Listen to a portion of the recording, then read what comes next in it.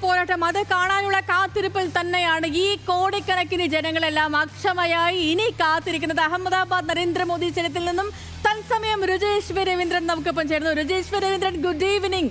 ഈ പറഞ്ഞതുപോലെ ഈ റെക്കോർഡുകളെല്ലാം ഇപ്പോൾ രജേഷ് രവീന്ദ്രൻ ഫ്രെയിം കാണുമ്പോൾ തന്നെ അറിയാം, ഒരു നീലക്കടലായി നരേന്ദ്രമോദി സ്റ്റേഡിയം മാറുന്ന കാഴ്ചയാണ്. ഈ പറഞ്ഞ റെക്കോർഡുകളെല്ലാം മറികടക്കുന്ന ആവേശമാണോ അവിടെ? സഞ്ജു ആരാധകരൊക്കെ എന്തു പറയുന്നു? രജേഷ് രവീന്ദ്രൻ.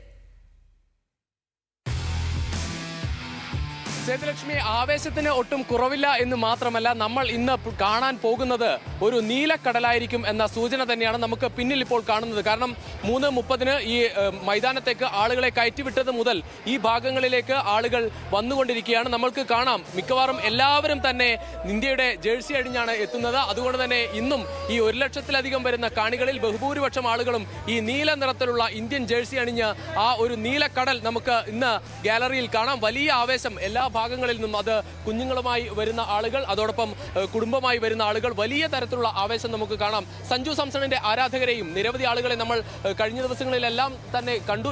ഇന്ന് രാവിലെയും അതുപോലെ ഒരുപാട് മലയാളി ആരാധകരുണ്ട്. ഒരുപാട് ആളുകൾ അവരുടെ നമ്മുടെ ഇന്ത്യയുടെ ജേഴ്സി അണിഞ്ഞുകൊണ്ട്, ഇന്ത്യയുടെ പതാക മുഖത്ത് വരച്ചുകൊണ്ട് പലതരത്തിലുള്ള വിശ്വാസങ്ങളുള്ള ആളുകളുണ്ട്. ആ തരത്തിൽ കുറെ ആളുകൾ ശ്രീകൃഷ്ണന്റെ കോലവുമായി വരുന്ന ആളുകളുണ്ട്.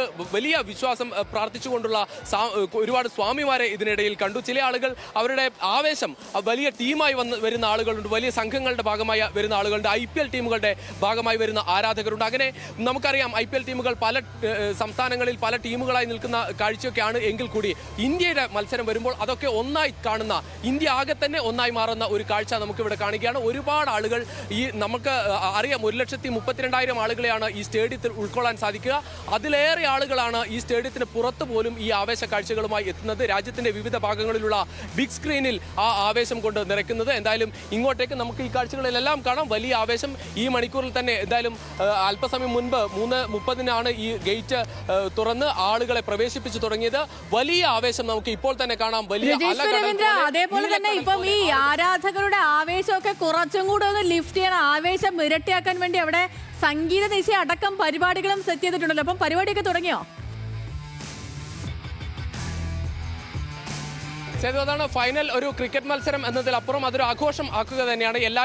ഇപ്പോഴും നമ്മൾ കാണാറുള്ളതാണ്. ഫൈനൽ മത്സരത്തിന്റെ ഭാഗമായി ചില വർണ്ണാഭമായ കാഴ്ചകൾ. ഇന്ന് നമുക്ക് അത് അന്തർദേശീയ തലത്തിൽ തന്നെ വലിയ ശ്രദ്ധ നേടുന്ന തരത്തിൽ ആ പരിപാടി മാറാൻ പോവുകയാണ്. കാരണം റിക്കി മാർട്ടിന്റെ പരിപാടി അല്പസമയത്തിനകം തന്നെ തുടങ്ങും. റിക്കി മാർട്ടിൻ, അതോടൊപ്പം ഫാൽഗുനി പഥക്, സുഖ്ബീർ സിംഗ്, ഇങ്ങനെ സംഗീത ലോകത്തെ വലിയ സാന്നിധ്യങ്ങൾ 3 താരങ്ങളെ അണിനിരത്തിക്കൊണ്ട്, അതോടൊപ്പം ബോളിവുഡ് താരങ്ങൾ അണിനിരക്കുന്ന വലിയ സംഗീത നൃത്ത നിശയാണ് നടക്കാൻ വേണ്ടി പോകുന്നത്. എന്തായാലും റിക്കി മാർട്ടിനൊക്കെ വലിയ ആവേശത്തോടെയാണ് ഇന്ത്യയിലെ ഈ ഫൈനൽ കാണുന്നത് എന്നത് ശ്രദ്ധേയമാണ്. കാരണം നമുക്കറിയാം, ഗ്രാമി അവാർഡ് വിന്നറാണ്. അതോടൊപ്പം ഏറ്റവും കപ്പ് ഓഫ് ലൈഫ് പോലെയുള്ള വളരെ പ്രസിദ്ധമായ ഒരുപാട് ആളുകൾ, ലോകത്തെ ഏറ്റവും കൂടുതൽ ആളുകൾ ഏറ്റുപാടിയ ഗാനത്തിന്റെ സൃഷ്ടാവാണ്. ആ തരത്തിൽ വലിയ ആവേശത്തോടെയാണ് ഈ സംഗീത പ്രേമികൾ കൂടി ഈ മത്സരത്തെ കാണുന്നത്. അവരും ആവേശത്തോടെ റിക്കി മാർട്ടിന്റെ പരിപാടി കാണാനായി എത്തുന്നു. അതോടൊപ്പം ഗുജറാത്തി സംഗീതത്തിന്റെ, അല്ലെങ്കിൽ നമ്മൾ ഒരുപക്ഷെ ആൽബം സംഗീതത്തിലൂടെയൊക്കെ, ഹിന്ദി ആൽബം സംഗീതത്തിലൂടെ എല്ലാവർക്കും തന്നെ സുപരിചിതയാണ് ഫാൽഗുനി പഥക്കിന്റെ പരിപാടി കാണാൻ വേണ്ടി. ആ അർത്ഥത്തിൽ കൂടി അവരുടെ ആരാധകർ കൂടി നേരത്തെ തന്നെ സീറ്റ് ഉറപ്പിച്ച് എത്തുന്നുണ്ട്. സുഖ്ബീർ സിംഗ് ബാംഗ്ര സംഗീതത്തിന്റെ വലിയ മുഖമാണ്. ആ അർത്ഥത്തിൽ വലിയ സംഗീത നൃത്ത നിശ അല്പസമയത്തിനകം തന്നെ തുടങ്ങും. അതാണ് ആദ്യം തുടങ്ങുന്ന 5:30 ആ പരിപാടി.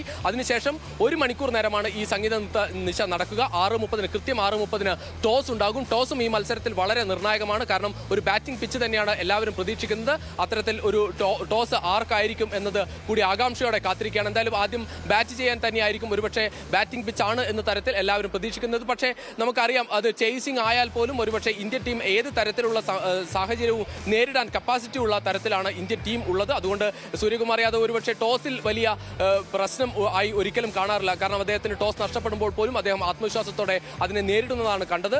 അതുകൊണ്ട് ടോസ് നടന്നതിന് ശേഷം കൃത്യം 7 മണിക്ക് മത്സരം തുടങ്ങും. ആ മത്സരത്തിനായുള്ള കാത്തിരിപ്പിലാണ് എല്ലാവരും. എന്തായാലും എണ്ണി കാത്തിരിക്കുകയാണ്. നമുക്കറിയാം, ഒരുപാട് കണക്കുകൾ നമുക്ക് ന്യൂസിലൻഡിനോട് തീർക്കാനുണ്ട്. അതോടൊപ്പം ഒരുപാട് നമുക്കുണ്ടായ കണ്ണീർ എല്ലാം തന്നെ മാറ്റിമറിക്കാൻ വേണ്ടിയുള്ള ഒരു മത്സരം എന്നത് കൂടിയാണ്. പ്രത്യേകിച്ച് അഹമ്മദാബാദ് സ്റ്റേഡിയത്തിൽ നമുക്ക് ലോകകപ്പിന്റെ ഫൈനലിൽ പോലും തോൽവി നേരിട്ട ഒരു ചരിത്രം അതിന് മുന്നിലുണ്ട്. അതൊക്കെ മാറ്റി തീർക്കണം. ഒരു കിരീടം നേടണം. കിരീടം നമുക്ക് നിലനിർത്തണം. 3ാം കിരീടം നേടണം. ഒരുപാട് റെക്കോർഡുകൾ മുന്നിലുണ്ട്. എന്തായാലും അതിനായി കാത്തിരിക്കുകയാണ് ആരാധകർ. വാർത്തകാർ സേതു.